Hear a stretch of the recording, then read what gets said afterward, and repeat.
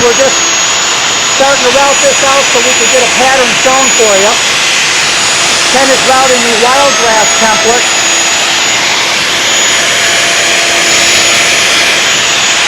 And again, you have to make sure that you blow it out so that the template guide goes all the way up into the corner.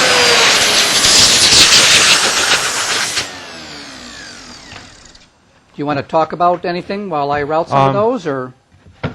Sure. One of the things you want to make sure that you do is you want to make sure that you go all the way through the cut and then all the way back, shut it off. I've had a lot of guys that worked for me that they would leave the router running and try to just reintroduce it into the slot. Well, the problem is you can really screw everything up when you do that. Yeah, so you want to make sure that you turn it off. It's really simple. Just turn it on. Now, when you position this on the countertop, you don't necessarily have to use all of the ribs in the template either. You can actually eliminate the outside edges if your sink is a little narrower, or if you just want to not have such a heavy pattern there.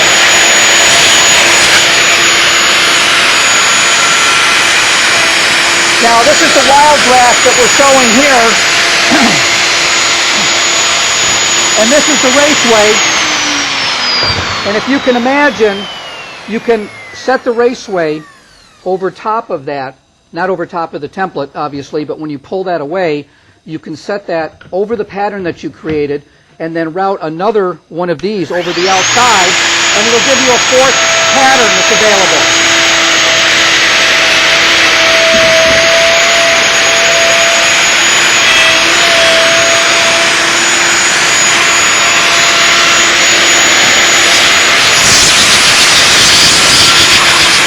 Now, sometimes when you get these templates, the template guide runs a little bit hard in the plastic. It just depends on the diameter of the cutter when they set up to do their CNC cutting. I'm sure you're all aware that the template guide diameters will vary a little bit. So what I actually did, Ken started to sand this to make it a little wider, but I took the template guide off the base of the router and I actually rolled it on a grinder and made it a little bit narrower. That was a lot easier than sanding this whole thing. And with the grind marks that are on it, with the grind marks that are on that template guide, you'll obviously know that it's made for this particular template setup.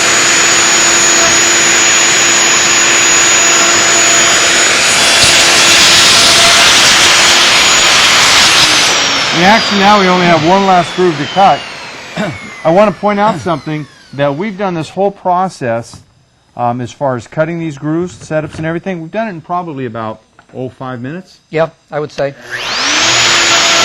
course, working with you, it seems like an hour. Thank you.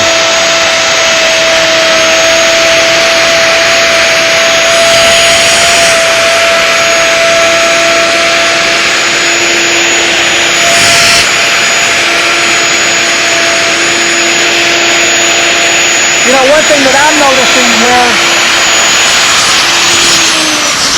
is that with the router bit that we've chosen to do this with, there is almost no sanding to be done here. Well, that's one of the really important things to pay attention to, is that, let me disconnect this. You want to make sure whenever you do any sort of an operation like this, this particular bit, I'll hold it up like this and hopefully our cameraman can get it, but one, it's radiused on both bottom edges of the cut. It's not a plunge bit that cuts a hard 90-degree corner. It's rounded, and that's important for a couple reasons. One, these grooves will be much easier to keep clean because they don't have a hard corner that you have to clean with a scrub brush. And it'll also facilitate the water movement a little bit more. And there you go. I like that pattern. I like this one, and there's another one called, this is Wild Weed. I think there's another one called Wild Grass. And I kind of like it. It's contemporary. It's kind of free-flowing. Mm-hmm. And again, you can put that round or right around the outside edge if you want to use the other template. But I'll tell you, this is something that really, it makes a difference. And up here, at this end, We are maxed out at about a 1/16 of an inch deep. We travel down to this end. We're probably closer to, oh, I don't know, probably 3/16 or a quarter at least. Right. So there's enough taper here where a lot of guys think they've really got to have a hard slant to it, but you really don't. The water will pull itself into the sink by gravity and capillary action. Once the water begins to flow, it will pull the water behind it with it. Right. That's referred to as capillary action. Hey, Mr. Wizard. Just call me Bill Nye. But the other thing too, and John pointed out something that is really so important. I showed you a bit that is great to use with the radius corners, and we sell these bits. Right. But the great thing about having a sharp bit is it's going to minimize the amount of sanding you have to do. Definitely. And anybody that's done, let's say, cove backsplash, if you've had to sand it out with your fingers, this is not a fun place to put your finger for very long. It just wears them out. But that's really the only way I've ever figured out how to sand these things out. You've got to use your finger. So it's just not fun because depending on the finish on the top, you've got to polish it and clean it up. I'll be right back here, Ken. John's going away. Well, there goes our rod and drain board. All right, we need to move along here and get on to inlays. Inlays. Okay, let's get this out of the way.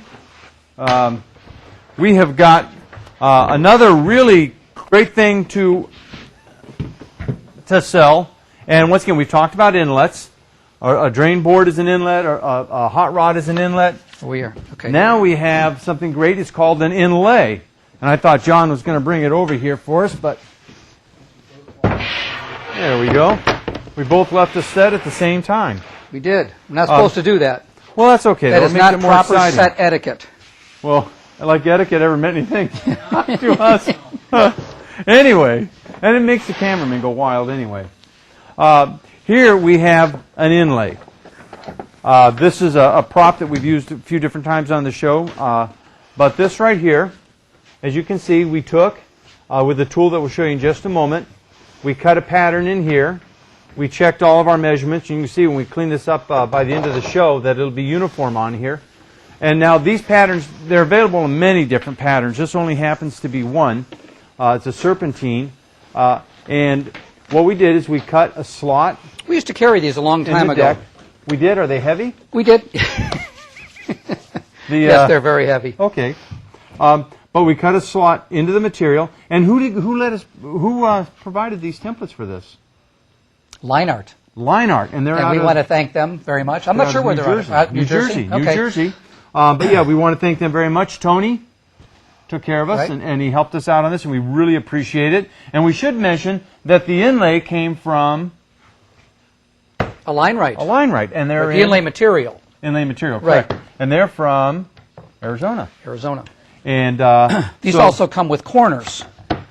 So if you wanted to come around a corner, you could position this so that it would stop in the right place and then actually do a 90 and then carry that pattern right down this side. So you could go all the way around. But the you'd have to countertop. do that before you had splashes up. Yeah, or you'd have to cut your template off. Yeah, well, you don't want to ruin the template, but Right. you never get the router close enough to make it worth it. That's right, that's true. So before we talk about how the templates interact, I wanted to finish explaining. And all we did is we just cut this in with a bit provided that.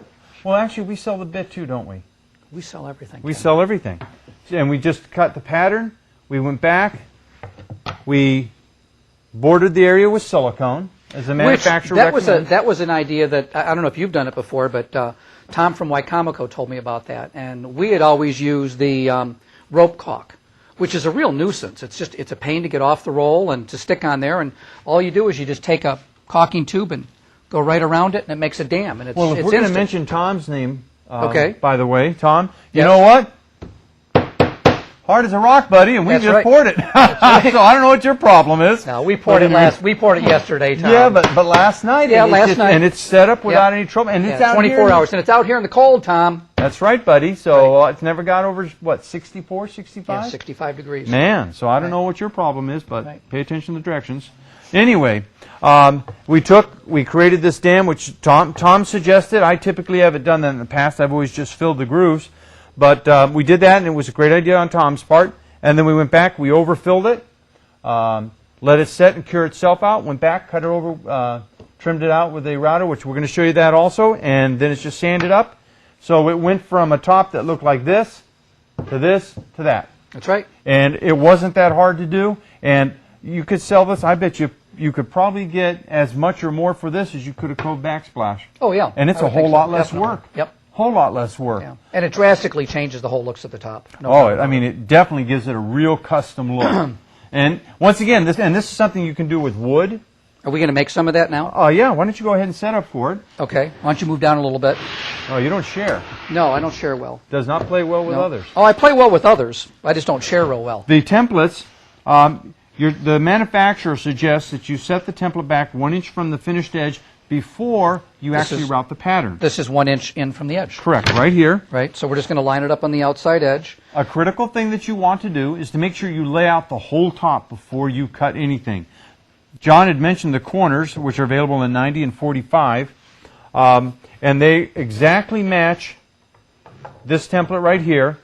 So when laying out a top where you have to return around a corner, you want to lay it out to where the pattern enters the corner and exits the corners at the same point, so you maintain uniformity.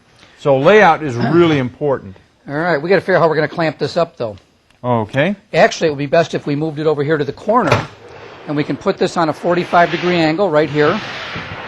No, we can't. Here, let's do. Let's see. What can we do? Let's use the back side of the material. No, we don't want to do that. Yeah, we can do this. All right, we can do this. There's always a way to do this, folks.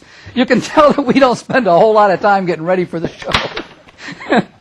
All right, so we're going to just overlap that on a corner so that I can get these solo clamps in here from the back edge. And we've set a template guide up in the Festool router.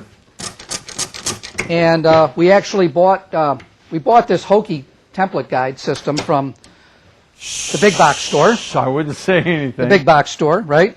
I was amazed it's at how actually okay. It really works pretty good. But I was amazed at how difficult it is to get a 3/8 color guide, which this manufacturer, this system is set up for a 3/8 collar guide, and I was amazed. Not something we could readily get our hands on. Bring the vacuum down here a little bit. Sure. All right, I'm just going to start right here.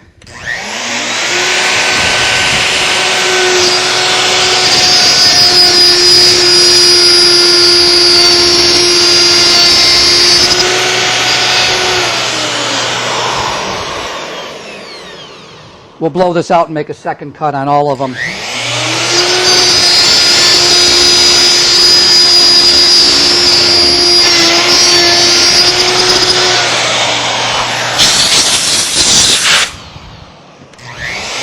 Thanks, Ted. You're welcome.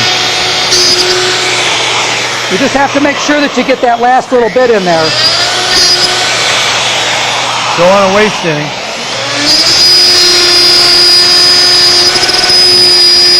You should actually have the paper off of it, just dragging on it a little bit, getting caught.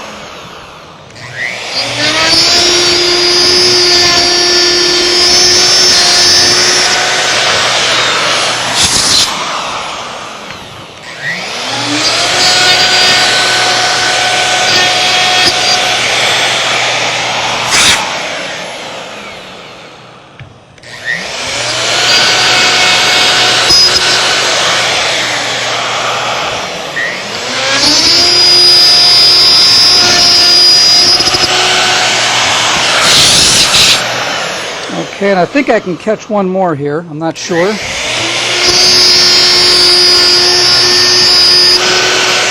my clamp's in the way. Let me just take this clamp and double it up on here. And hopefully we can do that without it moving. Really not safe to do that, But you're a professional.